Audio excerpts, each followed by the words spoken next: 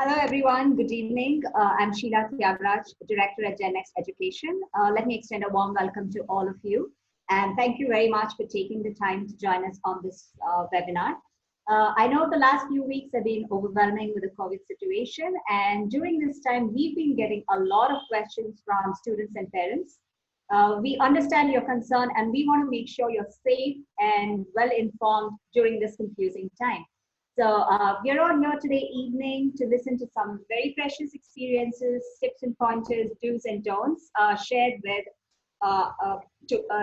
all of you by our panelists, our very own Gen X alumni.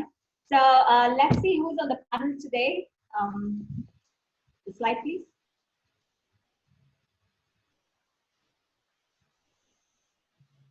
There you go. So we have students from 5 different universities here.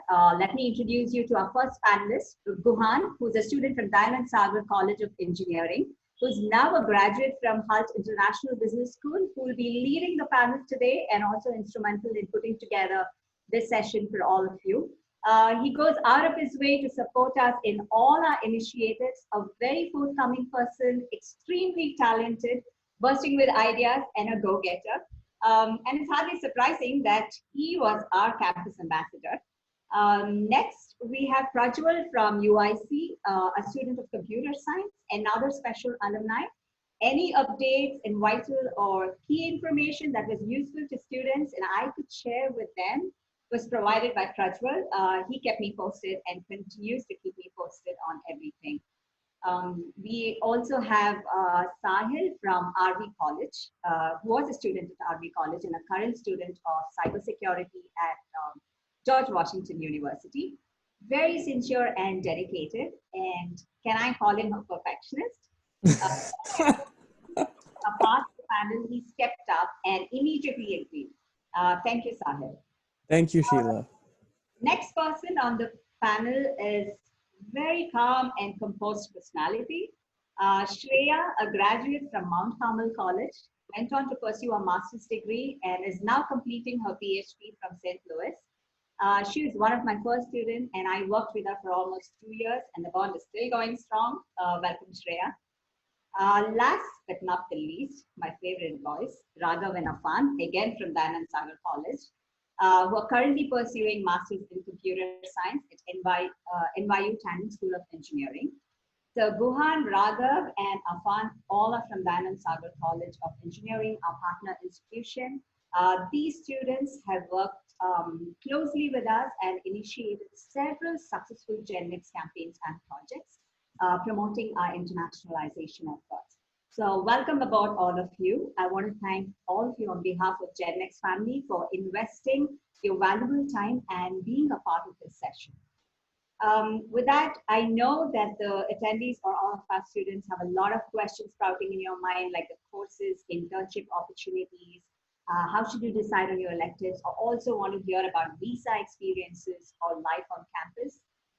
I know you've asked these questions multiple times earlier. I know you want to hear it again from a different source. Don't worry, all of your questions will be answered today by a wonderful set of alumni manning a panel of expert advice.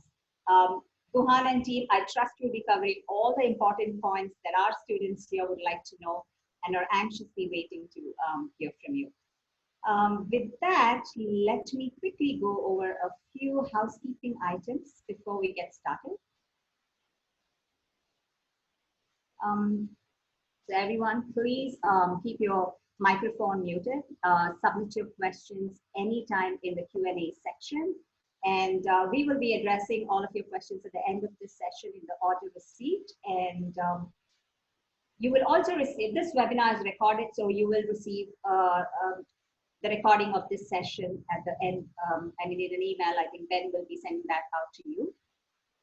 So with that, I think, let's go ahead and get started. Let's hear about your journey in your inimitable style. So gather some first-hand inputs about specific information that you all need. So let's go ahead and get started. Over to you, Guhan. Awesome. Thank you so much, Sheila, for that beautiful introduction. Good morning, everyone, for the panelists tuning in from US, and good evening to everybody from India.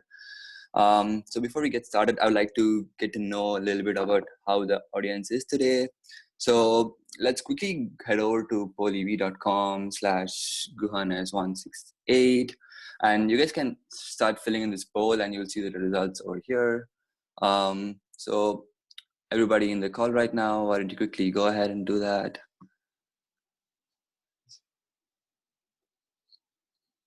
Again, it's polev.com/guhanes168. You can do it through your mobile or any other device as well. So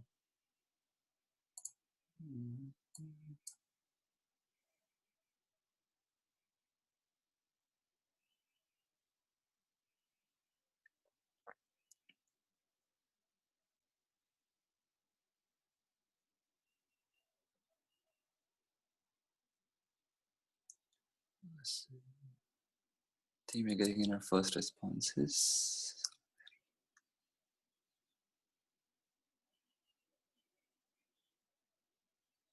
Yeah. I'm not sure if you guys can see it. There's like the small markers that are being dropped. So you get an idea.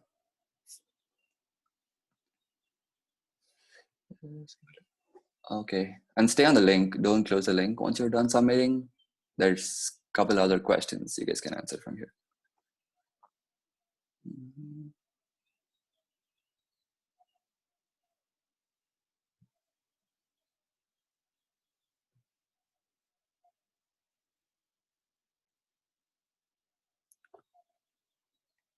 Also, everyone's feeling happy or great, which is how I define these two. So let's head on to the next question to see something more about you. And next question is, which university will you be attending?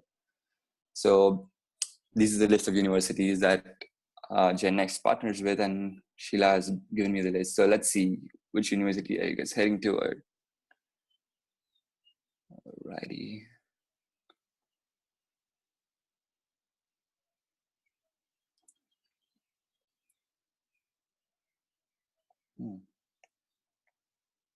NYU leading strong. Okay, guys, you guys should definitely keep in touch with Raghav and Afan for any kind of assistance. Okay. Goes to other.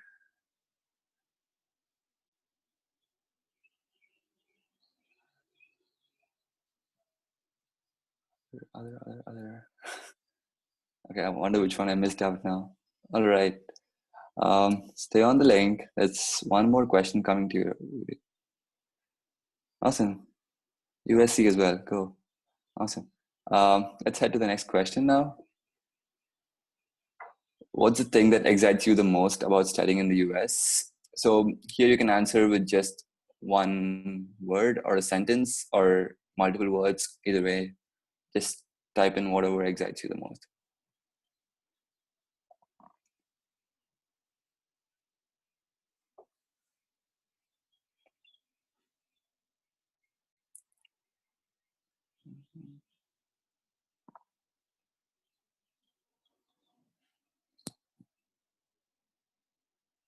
Exposure. A lot of you saying exposure. Oops. Sorry about that.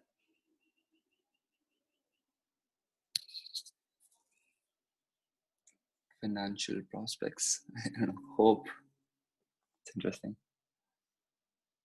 Innovation. I like that. Trump.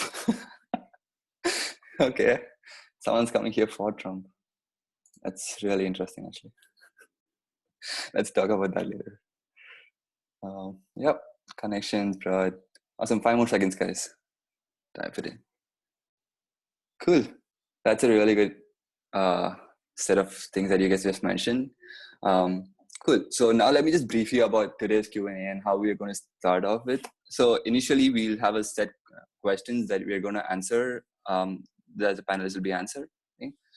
These questions I'll be asking, which we thought would be most relevant to you. And then later, you guys can write down your questions in your Q&A section as well and open it up. We'll open up the entire session to your questions later on in the session. So right now you guys would have had some kind of communication with the university that you're attending, right? You guys would have probably received offer letter, I mean, acceptance letters and bunch of other things, communication. And this is already really important because the kind of communication the university is having with you and the kind of relation they're building with you is what's going to continue. Your education master's journey has already begun with you guys being admitted into the university, and it's important to understand how you feel right now about the university and what kind of experience you have. So that brings us to our first question, university relations, which is like we try to explain what communication did we receive as university students from the university pre-departure and how comfortable did it make us feel. So first, I'd like to ask Afan to tell us about what kind of experiences he had when he applied to NYU and what communications he had and how did it make him feel. So when I first applied to, and thanks Gohan firstly to give it over to me. So firstly, when I applied to NYU and I got my admit, I didn't really know, so what were the steps needed? How did I need to apply for the visa? And I had a lot of questions in mind. So those questions were mostly answered by Genesis Education, especially Sheila. So me and Raghav like used to come there again and again, asking questions, mailing the NYU advisor, mailing Sheila, and getting to know all the questions which we needed. So we were pretty comfortable by the help we got from both NYU and Gen Next Education. Awesome, thank you. Now let's hear Shreya's experience with the same.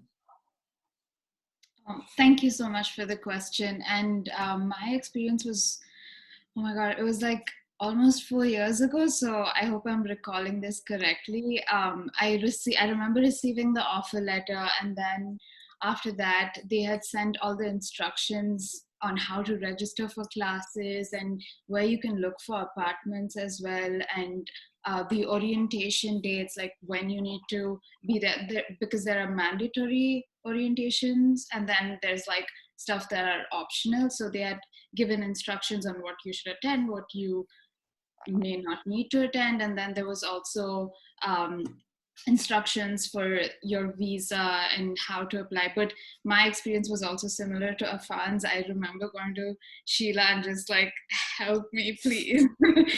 So yeah, I was mostly taken care of by Gen Next, and yeah, that's pretty much it. But then they'll give you all the instructions on like what you can do on campus, where the international students office is, which is what you need to figure out. Like the first thing, like if you need any address, it's like the place that you go to where you'll be living immediately and the international students office, and they will guide you through all of that. So I felt pretty comfortable. And also with me, like to start off, it was they assign you to ambassadors as well. So I was feeling a little good because I was speaking with a senior at that time, and she was telling me how the courses were, and if I didn't register for a class, she would like help me out. So it was kind of all taken care of, and that's kind of all that I can remember.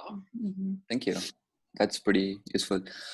In terms of my experience, I had a quite unique experience, I would say, because HALT offered like a lot of exposure to the university and the way they teach. So they arranged something like masterclass, where university professors came down to Bangalore to deliver one of the special classes, and that's what got me to really, really like the university and apply to it. And after that, like it was pretty similar. I applied, got the interview, and some scholarship letter submissions and acceptance letter. And then we also had local meetups with other students who were attending the same college. So that way we could actually bond and kind of see who are the other people who are going to my school. And then we had a visa preparation interview, which helped a lot in terms of being more confident in answering actual visa interview. And then we also received something like a unique small package which had like basically a brochure and some kind of merchandise from the school, and also guides of like how to handle the city you're going to, what kind of things to expect. And that was really helpful as well. And throughout this time, my admissions team from India was also really helpful, and they were always in touch with me through call. And they even had a good send-off party, so it was really nice. And this entire process showed me the culture of the college, made me more comfortable with it, and made me more confident in my decision of choosing HALT as my master's program. Awesome. Now let's head to the next question, which is again about university relations, but it's about from the US side, right? So this is probably you in a few months from now. So let's start with Prajwal, if you're here. Let's hear from him how to indulge and adapt to the American culture, and what support did you receive from the campus team? Hi. Thank you for the opportunity. The first thing you come and notice here as soon as you land is each and every one on the street will, wave at you, say good morning. It's a very, casual culture. And when you go to college, you see everyone in shorts. It's a very casual culture, and it takes some time to get used to. There's a good amount of social shock coming here, and the campus team will always organize, at least in my college they organize something called as the cultural meetup. So they're gonna explain how the culture is gonna be. That too, they even went through to explain the Midwest culture, I mean the culture in Chicago. So they'll tell the nuances, how to talk to people, how to communicate with the Midwest team, the English accents used by the Midwest people. So I mean, the college which you will be joining is gonna be helping you with all those things, and also there'll be a lot of orientations which will be done by the campus team to help you get accustomed. There'll be like dinners, parties organized by the campus team to make you familiarize and acclimatize to this culture. Yeah. Awesome. That's great. And now let's hear from Sahil about his experience. Yeah, hi. I'd like to apologize for my webcam. I'm currently using hotspot because there's no Wi-Fi in my Airbnb. But thank you for the question. I would say to indulge in American culture, you need to know about three things: 7-Eleven, CVS, and probably Walmart. I think that's primarily where you're going to get all your food from. There's not much to adapt to, really. I mean, it's pretty much globalization. Everyone's on the same level as you. I mean, it could be a culture shock in the beginning, but you'll slowly get used to it. And I think you guys already covered most of the important points when it comes to this question. So thank you. Awesome. Afan, let's hear your perspective, because you're living in New York City right now. It's one of the biggest cities in the US, and it's New York for sure. So how has your experience been in New York, and could you tell a little bit? Yeah, so I would say that living in New York, which I believe to be the most diverse city on the planet, it's a pretty unique experience, and I would say that you're experiencing multitude of cultures here, and you get a good exposure from all that. So I agree with Sahil that you don't need to indulge or adapt as per se, but you just get exposed to it and you just take it all in. In terms of like helping you adapt to that, the college does organize events such as Foodie Fridays, which are like weekly events with each culture bringing their own food and then can discuss like what's in their culture too. So which are interesting events. For example, before coronavirus came in, there was like one from Korea, I guess, one from Taiwan. So it was different each time, which was interesting. Great, thank you. And maybe you can take one more question. We have time for that. So how about Shreya? Like, you've been in your university longer than any of us, I think. So could you talk about how St. Louis helped you adapt to the culture, or what kind of events do you have in campus? Yeah, so for me, when I first came here, I started off at an Airbnb because I hadn't finalized my apartment yet.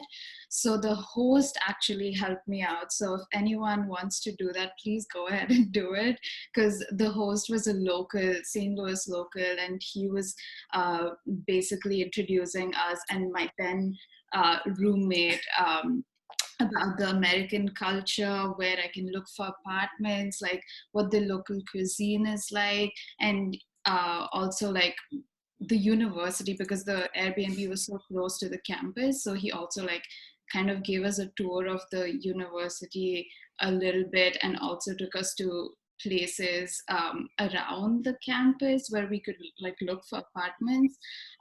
So that was my experience. And also with, it is anticipated that even in fall, it's going to be all virtual. So, I mean, the universities are doing kind of a pretty good job with adapting to the new normal. They're holding like virtual happy hours, and then there are like virtual office hours. Everything's kind of going virtual. So just like don't hesitate from joining those, I would say, because that's the only interaction that you may get. So I would really encourage everyone to like jump on those kind of opportunities.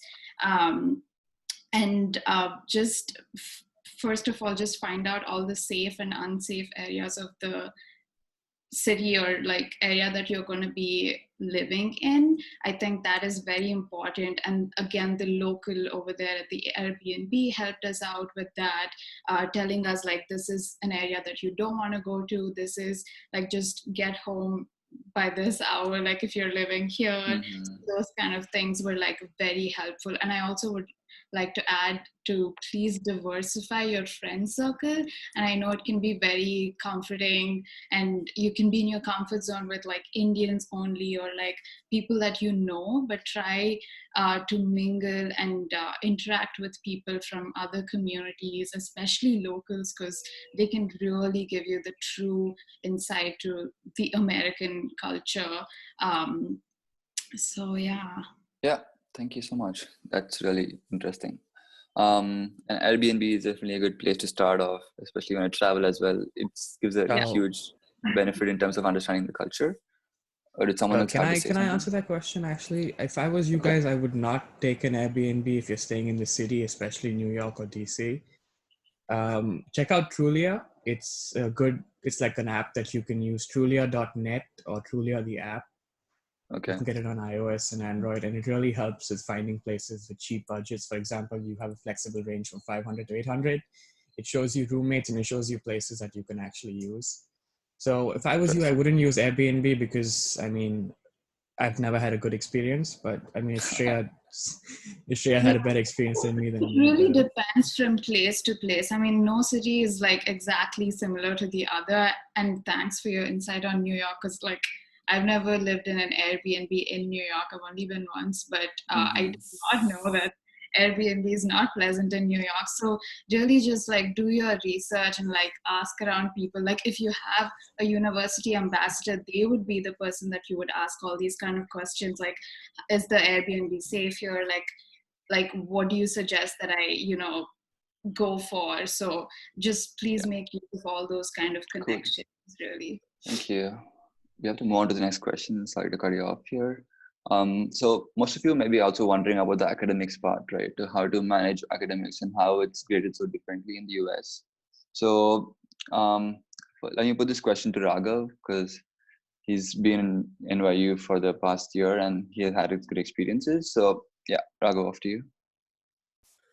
All right, so courses are like vastly different from what you have in India.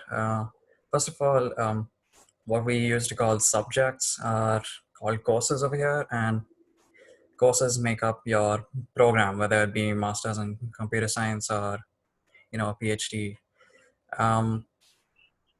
Essentially, what happens is each course has a certain number of credits, and over your program, you need to take typically about 30 credits for the master's program. And each course is specialized and tailored by the professor. Classes may be either virtual or in person. It's a lot of different things that we're not used to from India.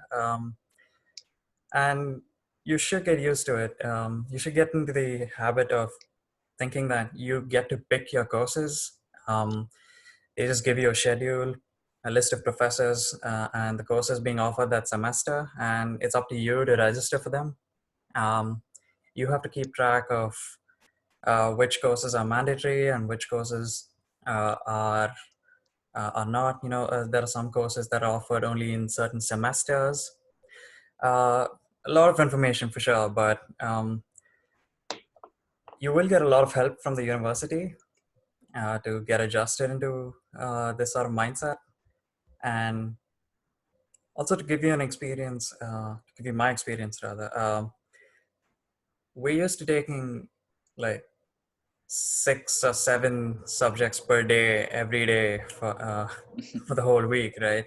Back in India, but over here, I think I've been taking just 3 classes per week. It sounds like a lot less, but it isn't. Trust me, each class is like Yeah. about 2.5 hours. It's a big change, and you'll eventually get into it. You'll get used to it. In terms of grading, it depends entirely on the course and the professor doing the grading. Most of it is, from my experience at least, letter grades. So A, B, C, D, E, F. I don't think there's an E, but yeah. And over the semester, I think you'll have assignments and maybe projects and midterms and finals, and all of these count towards your overall course grade.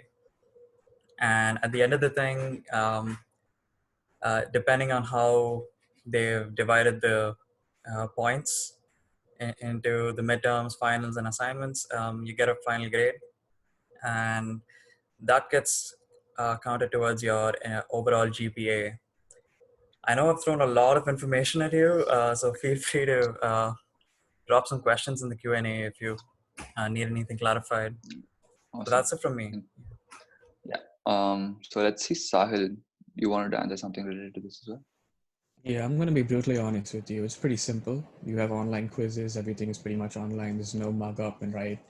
There's no question papers that you have to solve. Everything is pretty much online. The professors can be your best friend. Usually there are some professors who just gives out A grade to anybody in the classroom. There are team projects, so you really don't have to do much. You'll have a lot of free time. If I was you, I would take hard subjects in my first year and easy subjects in my second year so I can focus on probably getting a job. It's nothing like you experience in India. You don't have to mug up anything. You're not going to be staying up late. There's no cram session. It's pretty flexible. You have your own time to finish assignments. It's more on you actually. If you're responsible and you submit your assignments, you actually put in the work and you don't plagiarize, you're good. I'm pretty sure everybody ends up getting a very high CGPA in masters, so don't worry about it. It's nothing compared to autonomous colleges in India. It's much easier. Awesome. Another thing I'd like to add is that in master's courses, you generally tend to have much less credit hours, and that's basically why you have like a lot more free time and less number of courses per week. It actually helps a lot with other things and how you can develop yourself as a person through this course as well, right? And in my experience, at least in a business school, most of the courses had like some kind of team assignment and team grade as well. And we were assigned to different teams in each of the modules. So this gave us a lot of opportunity to get to work with people and health, especially have a very diverse amount of students. So getting the opportunity to work with people from different countries, each and every project, helped me build my interpersonal skills really well. So yeah, next question will be related to campus life, and you must be excited to know how's your first day of college going to be like, and what are things to be taken care of in your first week of college. So let's ask Prajwal how his experience was in his first day of college and first week.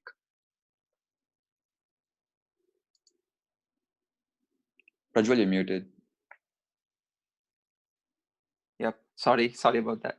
So my college started on the second day uh, because my classes were on Tuesdays and Thursdays. So yeah. So the first day of the class was entirely different. The mode of teaching was very different from what was there in India.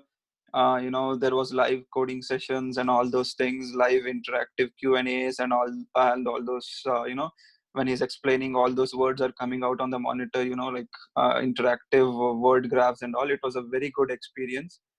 And the things to be taken care of in the first week is, as soon as you land in the US or as soon as you begin the class, is like, get your IDs done, get your courses done, get to the department, check in with the international department with your I-20s and all that, remove your holds on the subjects, That is the first thing you have to do. I mean, as soon as you go, get your holds removed, and then register, and then only after that you will be able to register for classes. And yeah, that's pretty much all of it. The college will guide you on that. You just shoot a mail to the OIS department telling what you need to do on the first week, and they'll just send you a brochure of what you have to do.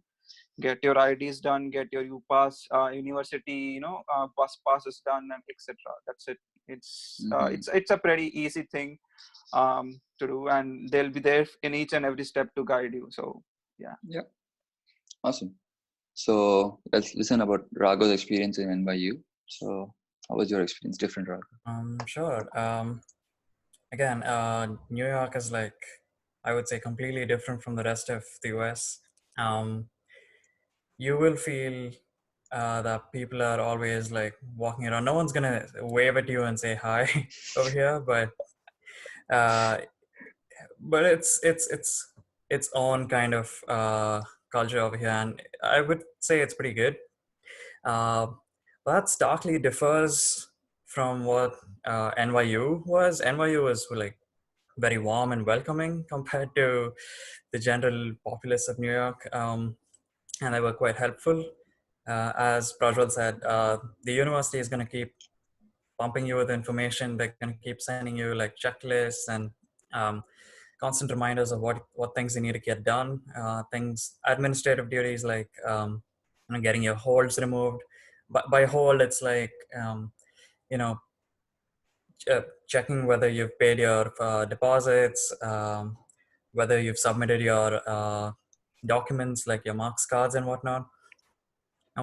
And honestly, you'll be fine. It's not anything to worry about. The experience is going to be amazing. You'll have orientations, multiple, uh, and they're going to take care of you. It's going to be great. Yeah. Yeah. Awesome.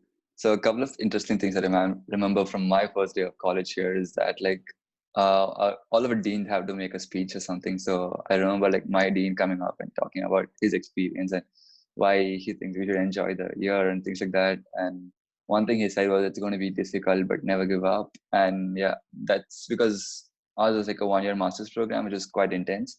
And yeah, it did get difficult at times, and it was really interesting like to listen to him at that point. And then we also had like immersion week, right? So it was not just one day and then we get started with the classes immediately. We had almost like 3 weeks of immersion, not just 1 week. So in immersion, what we did is like have a lot of fun basically. So they have leadership development lessons and things, but it's more like practical experiences and activities that you do with other students. So it's basically us helping us get to know each other. And like how you can see the photo on this slide that says hello, my name is, you get tags like that where you put a name and just stick it on before you get the ID and stuff. And this just helps us to network with each other and meet a lot of other students and make friends in the first day, right? And that is a really big part of your first day experience, to talk to others. And other than all the administrative duties, it's absolutely important for you guys to have a good social score as well and build your network on the first day, because in first day there's no judgments, nobody knows who you are. You can redefine yourself if you want to, and start a new life. So this is a great opportunity for you. And yeah, so these were the set of questions that we had planned. So now we're going to open up the question to all of your questions. So if you have any questions that are burning in your mind, go down to the Q&A section and type down your questions, and we'll take it as soon as possible. But before that, we have some important updates with the current scenario. And to answer that, let me bring on Ben. Yeah, Ben, you can take over. Thanks, Guhan. I hope you all can hear me. Yeah. I do want to thank all of our panelists for doing this today. It's it's always nice to read online and hear from stories about others, but to hear our own alumni talk about their experiences, there's nothing that can replace that. And reminds me of a few things of my days during my graduate studies days. And I do want to highlight how important the the host family that Shreya had mentioned. So we used to call it friendship family when I was there. I think all universities have a program like that. If they don't, they work with some organization that does that. And your host family becomes your real family. For me, like almost 15 years later, I still am in contact with that family. It was a large family with 6 children. I learned so much about the family culture, the true American culture, just by living with them for some time, and eating with them, cooking with them, going out shopping. There's so much that you can learn from them as opposed to what you would learn on campus. So make sure you take good use of that. And that said, obviously this year and maybe even next year, things are going to be very different because of the whole COVID situation. So we don't really know how it's going to be, and we have to be brutally honest about what we all should expect. And enough has been said, enough has been read about the coronavirus right now. But we thought we'd just introduce this and kind of focus on some main concerns that students have at this point.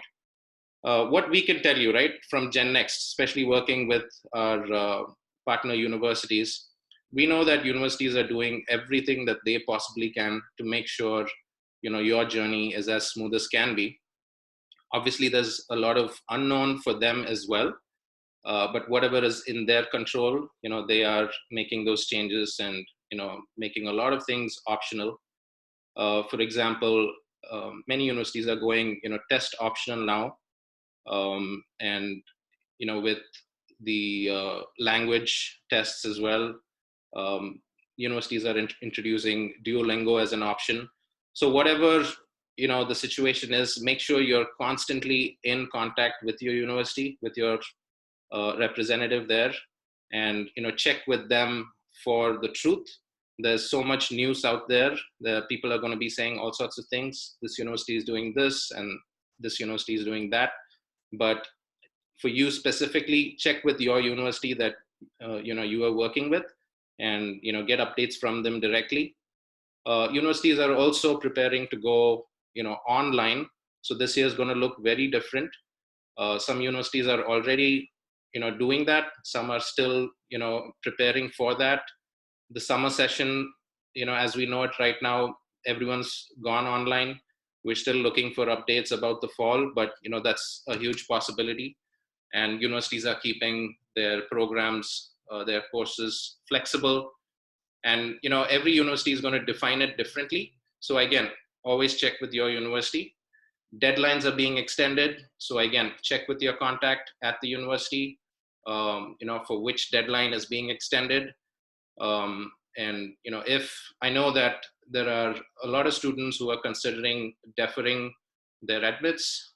So again, do not be afraid to get in touch with your university about a deferral. Obviously they understand your fear, your situation. They understand what's going on. So reach out to them and ask them what can be done. There's no harm in asking them. As far as visas are concerned, right now all visa services to the US are suspended. The best place to look at this is the US Embassy website for India. Right now there's no date for resuming services. So keep an eye on that website. Obviously we'll be letting all of our students know once we receive some updates, or if we hear something from universities. But overall, stay positive. Things are going to be different, but it is going to go on. And we're all here to help. Universities are here to help. So make sure you are in constant contact with them. We do know that even apart from just visas, apart from international travel, there are travel restrictions locally, just like you're all facing in your own home country, in your own town or city. There are restrictions in the US as well. And I'd like Guhan to just talk a little bit about what restrictions they're seeing on campus, or anyone else. Feel free to share your thoughts, and then you can cover the virtual classes as well. Back to you, Guhan. Sure, thank you. So my main experience was like So I was almost completing my program when this COVID situation started getting serious in the US. And our university actually went all virtual even before the state of California or US federal government announced something. So we are like very proactive in that approach from our university. And they were already like having a lot of sessions in terms of Zoom conferencing and all that. So it wasn't that hard. But the only issue was that many students were from Europe. And as soon as this news came out, they were trying to go back to Europe and the deadlines had to be shifted. So most of the deadlines were extended by 48 hours. And that was the main difference I saw. But other than that, it was also like kind of sad because I was like kind of expecting like a good farewell party and things with our friends. And then we couldn't have that. And then we also had a lot of few travel plans with a couple of other friends and that didn't work out. So those kind of things were definitely not going our side. But I guess it's a more important thing is that we stay healthy and stay safe. And yeah, I would like to hear maybe Raghav's and or Afan's because they're living in New York and that's the most affected city right now. So if you could share your experience on how your university handled it, that would be great. Sure. As you said, universities sort of picked up on this much in advance of the federal government or anything. We also moved online. I think a couple of weeks before any shelter in place was announced, and I think we've been flooded with emails and about updates about what the university is doing. Things like you know uh, safety and things about relaxing restrictions about exams and whatnot. Um, in terms of going out and about, you really cannot do that anymore. However, NYU has done, I think, pretty much all it can in terms of helping us feel safe and um, still aiming to get us a good experience with all of this. For instance, as I said, they send out like, I think I've received about 100 emails by now in the past 2 weeks, reassuring us and keeping us informed about what their thoughts are and what they're currently doing. Um, as of now, they still haven't decided about what they're going to do in the fall semester. They want to resume in-person classes, but I highly doubt that's going to happen. But yeah, these guys are super proactive, and they've definitely made me feel, reassured. How's your virtual classes and how, because I think you also had like a few exams the last week, right? So how did you handle Right. those? So it was weird because I had two in-person classes and an online class. The in-person classes moved online now, so um, I did have the in-person midterms moved online as well, Mm-hmm. and we had like a virtual proctor assigned to us. They would monitor you Yeah, through your okay. webcam and whatnot. That was a whole new experience, and in general, I think they adapted really well, and it honestly felt like I was just doing the same things but at home.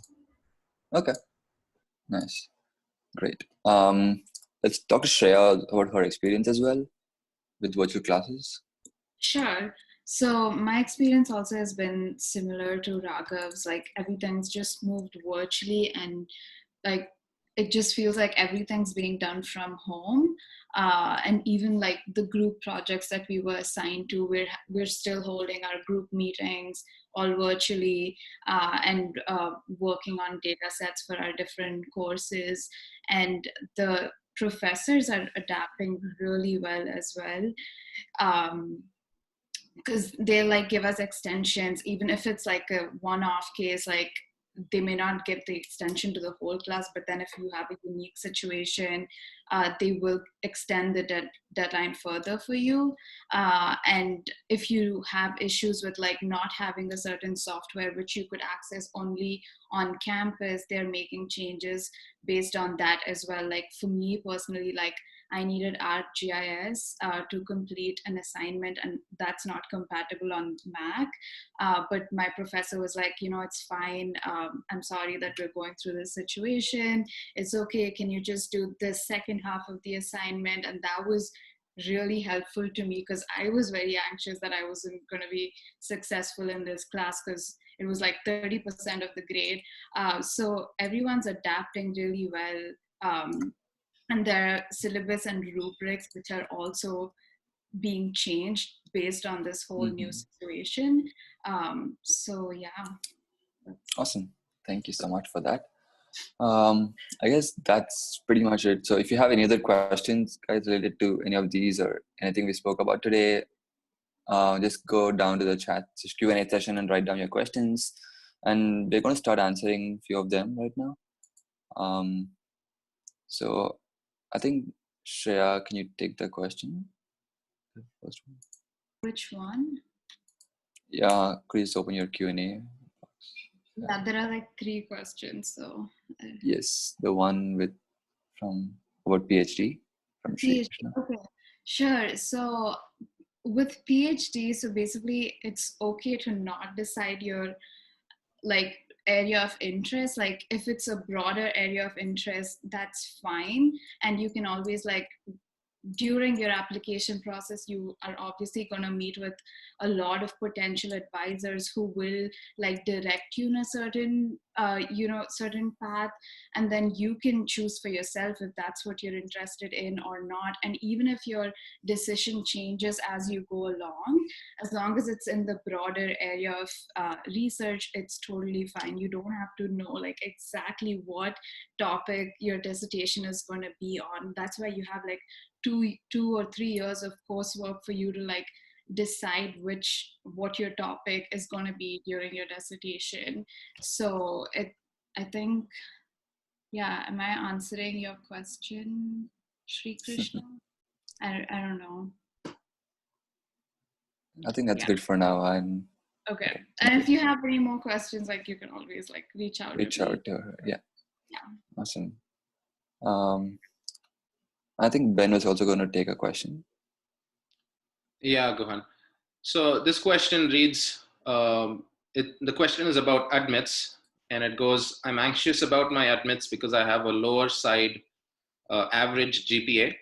I'm an electronics student, but I'm confident and good at the subject I hope to master in, and I think I can do well. So how much should I actually be worried about admits? So this is a generic question. I'm sure there are lots of students, in the same boat. I was in the same boat as well many years ago. But the truth is, admits, yes, to a certain degree, they are looking at your GPA. But depending on the program that you are applying to, they are looking at other activities as well. Of course, here you are an electronics and engineering student, so if you have projects that you've worked on, assignments you've done, volunteering stuff that you did related to the subject, all of that will help, as they make their decision. It also depends on, the school that you are applying to.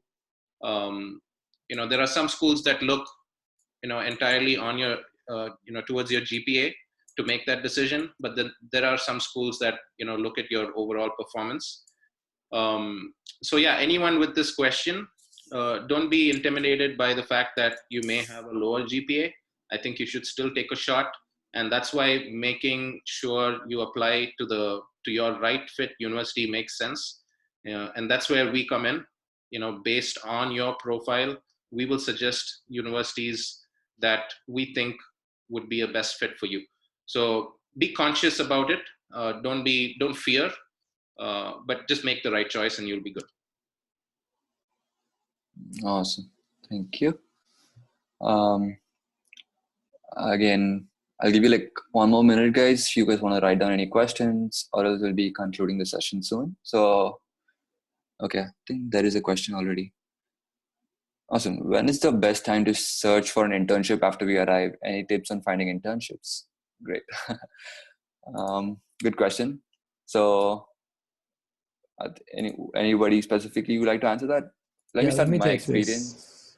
Okay, yeah, go ahead. Cool. Let me finish mine and then I'll give it to Sahil. Yeah, so, sure. In terms of my internship, like initially, I think I did a 1-year master's program first, and the restriction was that for the first 9 months we couldn't do an internship. So only after that was I allowed to find an internship. So that was around the summer of 2019. And we didn't have a lot of support from the campus itself. We had a career fair kind of thing. So where a lot of alumni, their companies came, and so we got a lot of opportunities to find internships. And I was living in San Francisco as well, which is one of the most primary hotspots for startups. So it was really nice to search internship. And then doing the internship again was also a rewarding experience, but it also depends on the kind of field you want to get into and the kind of person you're working with. In my case, it was a virtual team, and it was a very small company. So I got to learn a little more about the technology side and more about the specifics on how the company works. Yeah, Sahil, now you can answer whatever your thoughts were. Yeah, I had a similar experience. You can't work. So there's something called curricular practicular training, which basically gives you the authorization for CPT. And you have to finish 2 semesters in order to be eligible. So I finished 2 semesters in my first year, and I had an internship in California for 3 months. Then in my final semester, because I only have one subject, I'm currently working part-time for a company in DC as well. So you can honestly apply for CPT, which gives you the permission to get an internship in the country. After you finish 1 year of your program, I think it's 9 credits or 1 year, I'm not sure, depends on different universities. So honestly, your best bet would be connections. Like go to the career fair, go to the anything your university is hosting, because that's how I got both these jobs. I didn't even bother with LinkedIn. I didn't bother with the GPA, with the profile, none of that stuff. I went out, met people, showed them my work, and then finally I got a call back. And that's pretty much how it works here. Your main focus would be, as Guan said, I think career fairs that your university hosts, because those companies are particularly focused on looking at you and your resume at that time. So make sure that you go for your resume classes in the universities. I think it's supported by your international advising office. They have these resume classes. Go for that, get your resume up to point, and go for the career fairs, and you'll be fine. I do want to, this is Ben here. I do want to add to that. You have to be creative as well. For some people, it's easier than the others. When I graduated, it was, the end of 2009. It was when the economy had just crashed. There were no jobs out there, and, no one was hiring, especially if you need a visa to stay on. I applied to at least 500 jobs, and obviously all of them say they are equal opportunity employers, but unfortunately, no, everyone got back saying that they couldn't do the visa. So I actually turned to Craigslist. There were jobs being posted on Craigslist. That's where I used to buy guitars and other things. And there was a new section at that time, new jobs, and I received my first call. And my first job was through Craigslist, through a contact at Craigslist. And then it went on to, later on jobs through, some of my other networks that I never really spoke to about jobs. They were just people I got to know during the course of my program in the US. So networking is going to be key. And it's going to be very important, given the current crisis. We really do not know how things are going to pan out over the next year or two. So just be really creative and stay positive. Yeah. Okay. I think Raghav was ready to answer that question about Srisha's question, which I have a question about. I got admitted into Tandon for the Management of Technology program.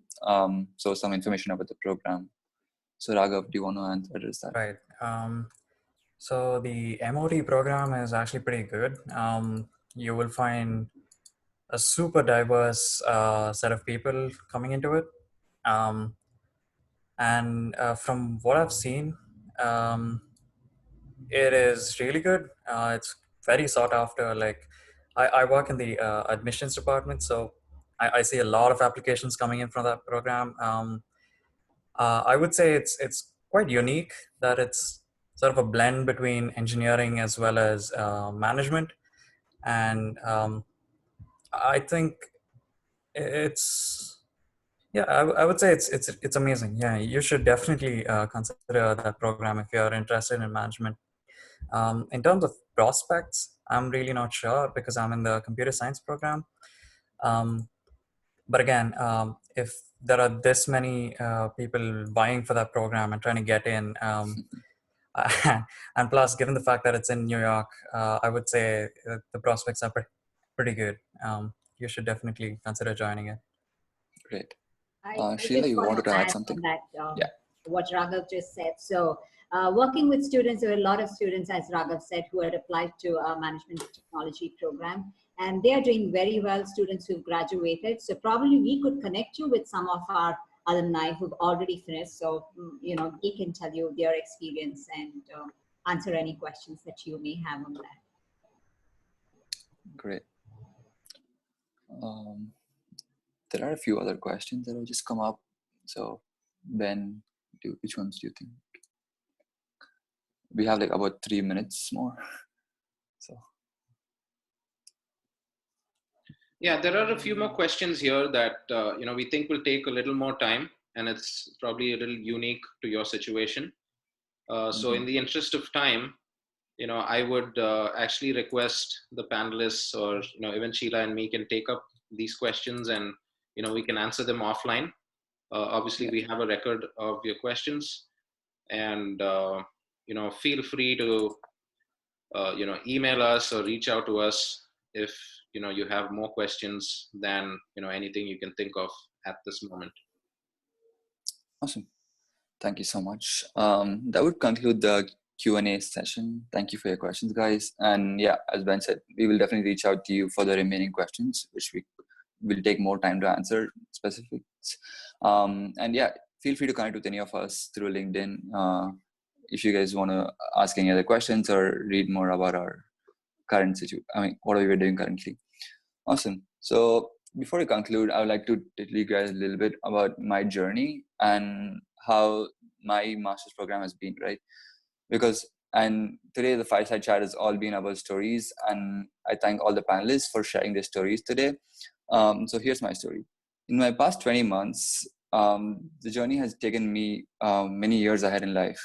So you probably are assuming like 20 months comes about like 2 years. How can it take you many years ahead in life? But it's because like I've been able to live more each day. And this is just because of the fast-paced life in the city here. Especially living in San Francisco in California, you get to experience so many things, what I couldn't experience before. And I'm really happy for all the experience I had. So most of you might be going out of your country for the first time and living in a new city for the first time. And this brings a lot of challenges, such as living independently, managing your own finances, finding your roommates, and many others. So these could, of course, be a lot of challenges, but these are the kind of new things that you're going to see. Next, with so much, during a master's program, so many things are going on other than your academics. Like in bachelor's, most of your college life was focused on academics, but in master's, it's going to be very different from that. In my college alone, within the campus, we had so many other things going on, such as leadership training programs, alumni network events, career development events, club events, and outside college, we had other things such as parties and traveling with friends and a lot of startups, pitches, and even meetups that we always attended. So in my case, when I decided that I'm going to go to California and San Francisco, my first thing I was looking up is a city and the kind of things to do. And I found out that every year in July, there's a San Francisco marathon that happens. And it was one of my goals to like participate in the San Francisco marathon. And with that, I would like to give you guys 3 kind of tips on what you should do while you're coming to the US. So first thing is like continue on your passions. Running was always my passion and hobby. And even though I was in a new city and a new world, I continued to do that. And through running, I got to explore a lot more of the city and meet new people and also keep myself fit. So this is really nice. And not just that, I was also part of the Heights Running Club. And through that, I got to like help them market the events, organize many runs, and also organize the yearly 5K, which was a really good experience. And second thing I would like to give you guys is like focus on your professional growth and explore opportunities. Because when you're in your master's program, you're always trying to push yourself to the next phase of your career, and focusing on your professional growth is important. So one example from my side is like just last month, we participated in the Harvard Case Challenge, which is the global case challenge of a mergers and acquisitions case, basically. So I had no experience in this, but when one of my friends came up to me and said, "Hey, do you want to do this?" I did not say no, but I just saw it as an opportunity to grow myself and learn new things.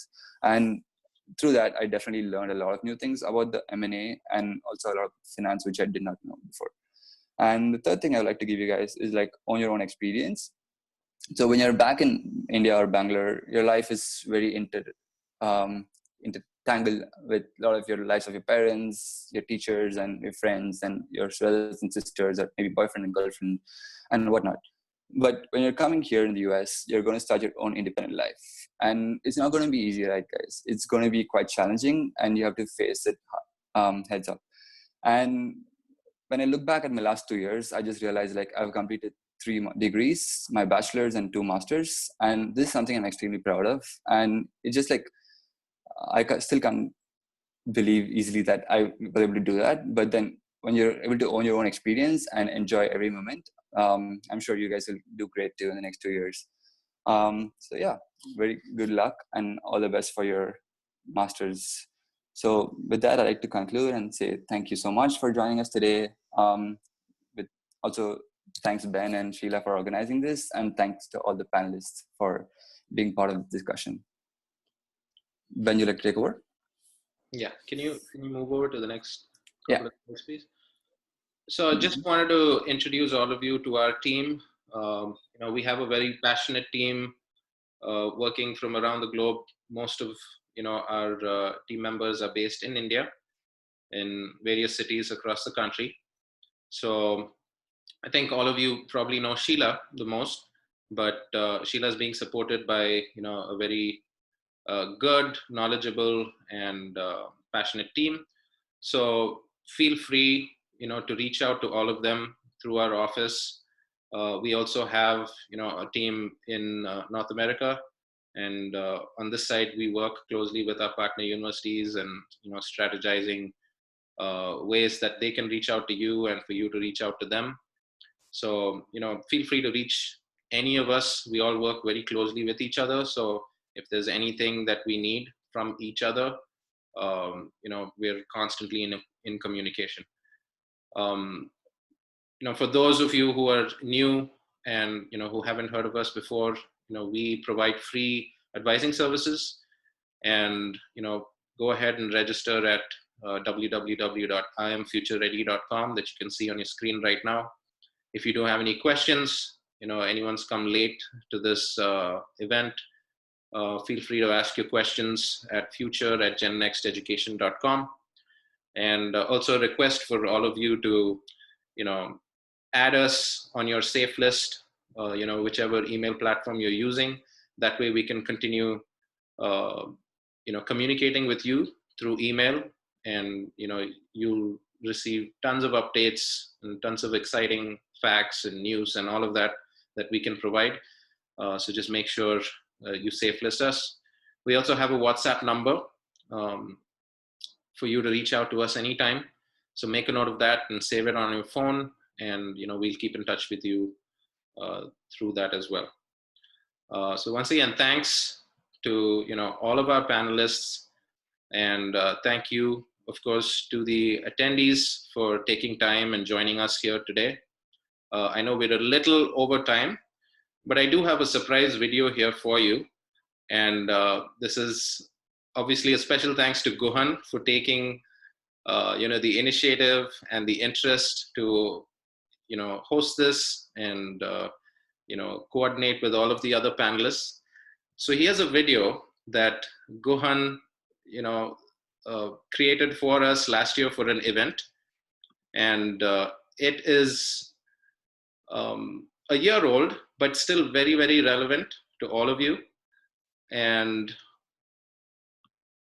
I just thought that you all should see this. So if all of you are ready here, just give me a moment and I will be sharing this with you.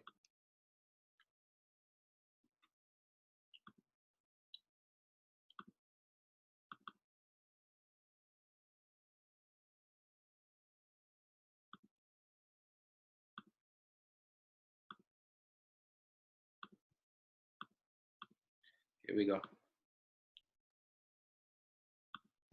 Hi, good day, guys. I don't know what time the event is. Could be even morning or afternoon, so I'll just say good day.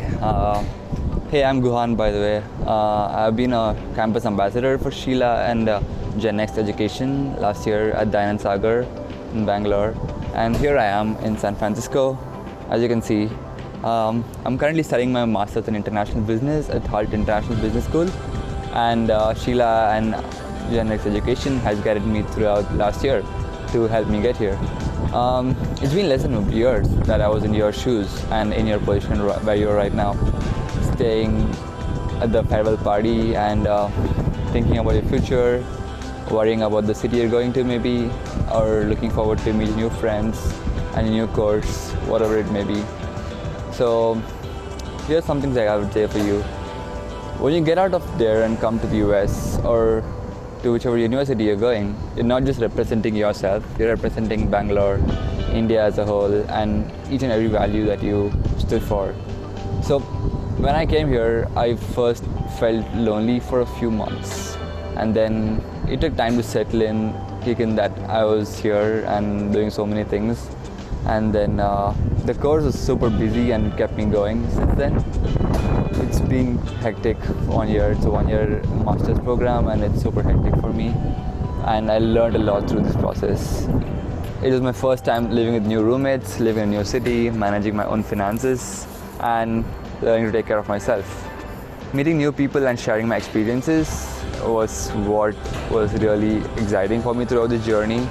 And traveling, exploring the city and seeing how I can contribute to the bigger picture and help the society here has always been my things I do quite often here.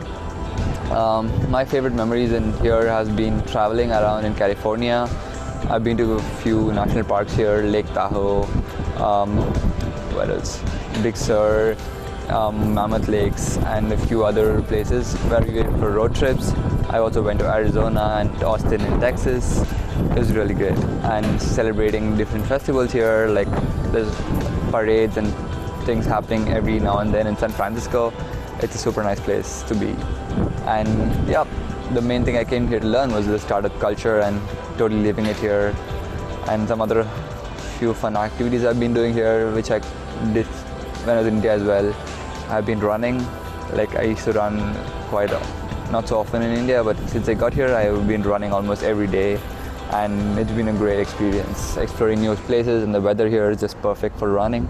And after that, I would say volunteering here has been great. I've been volunteering at many events, from food festivals to helping seniors in their shelters and stuff like that. It's a nice city, so wherever you guys go, just be open-minded to explore the local things that the city offers to you, and definitely make new friends, because these new next years will be very different from your undergrads in India, and it's going to be a whole lot more challenging and a whole lot more rewarding as well. So make the most out of it. Good luck. I'll not make it too long. Thank you for this opportunity, Sheila. Have a great day, guys.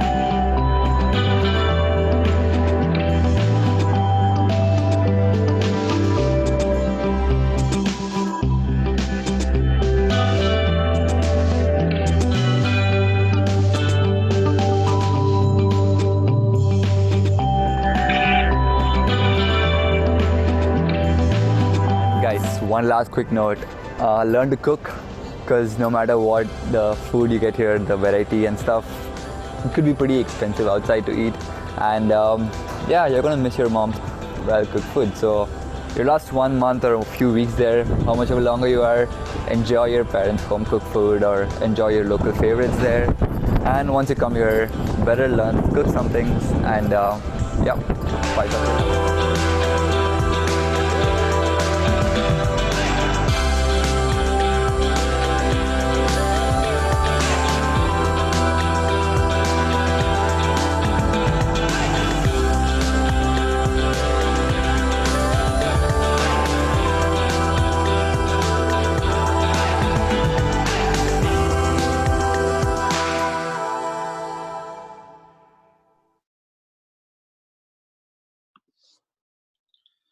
Great video, Guhan. Thanks a lot for creating that last year. I'm sure. Thank you so much for sharing that. Yeah. Sure, it's very useful information for everyone. So that concludes, the session today. Any final thoughts, Sheila? I just want to thank all of you. That was an awesome session, and I'm pretty sure all of the questions were answered. As Ben did mention that a few questions that we couldn't cover. So we will send you an email with all of those answers to those responses, and also connect you to each one of these students so you can connect with them individually. Thank you once again.